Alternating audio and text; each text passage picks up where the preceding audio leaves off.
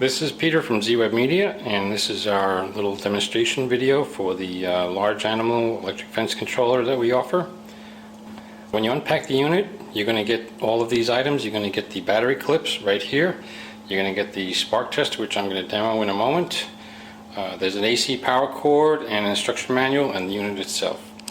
And I'm going to just zoom in a little bit. I'm going to take a picture of the back of the unit for you, and then we're going to set it up and use the spark tester.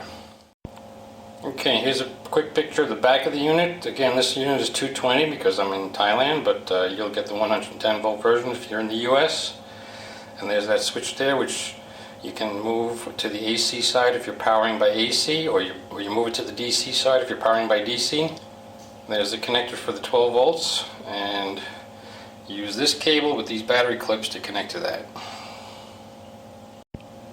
And here I've just plugged in the AC power cord, and we're gonna go around to the front of the unit and connect the gap tester, the spark tester.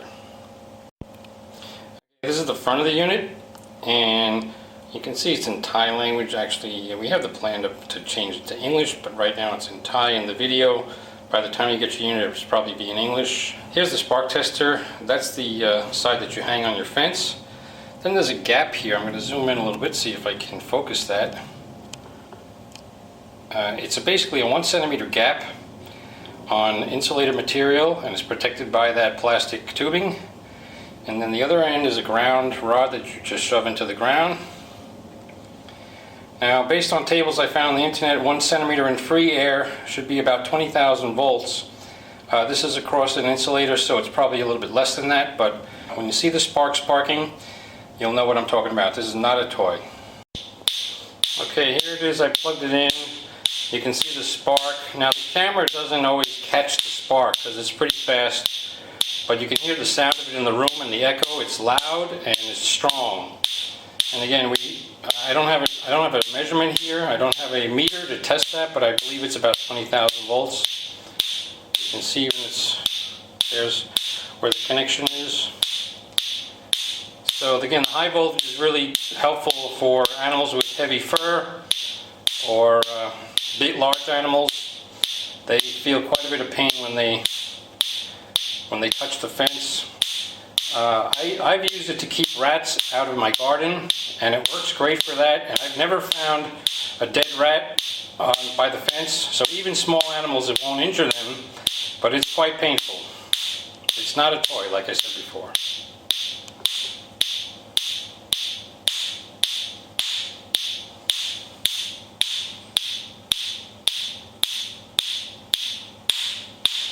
Try to take a back view.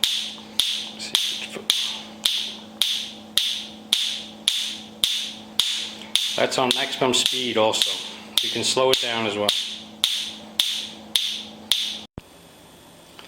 This unit is not sealed for water or outside installation, so you should probably put it inside of a barn or a shed or something.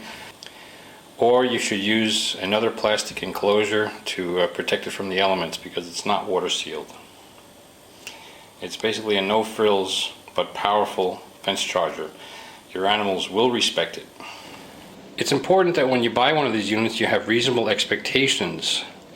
Adult animals that are used to walking around, they are going to challenge the fence, and it's going to take more time to train them. Smaller animals, or what I mean by small is baby animals, they'll touch the fence a couple of times and they won't go near it after that. It's very important that the fence is marked. We use crumpled aluminum foil. The animals will associate the aluminum foil with the shock and they won't go near it. If you don't mark the fence, that's just being cruel. The animals will avoid the fence if they can see it.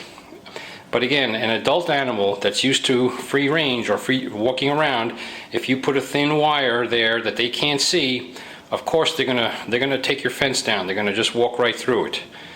It's gonna take more time to train an adult animal than a baby animal. So if you have animals, I would start as soon as you can with the baby animals. You won't have any problem with them. With the adult animals, they're gonna need to touch it more times. They may drag your fence down, particularly when they get shocked. They want to run. They may run through your fence. So you know, there's going to be a learning process for the animal, and animals are not as smart as people.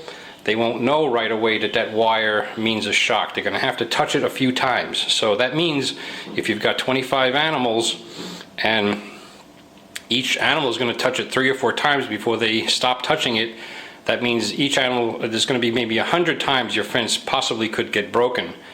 Those are for adult animals. Again, it's going to take more time to train adult animals. Just be aware that, again, you have to just be reasonable with your expectations. The adult animals are familiar with walking around. They don't know what the fence is. They're going to take more time to learn it. And the baby animals, no problem with them. They touch it 3 or 4 times. They're not very big. They won't damage your fence, and they will not go near it. But again, it's important that the fence is marked clearly. Okay, thank you very much.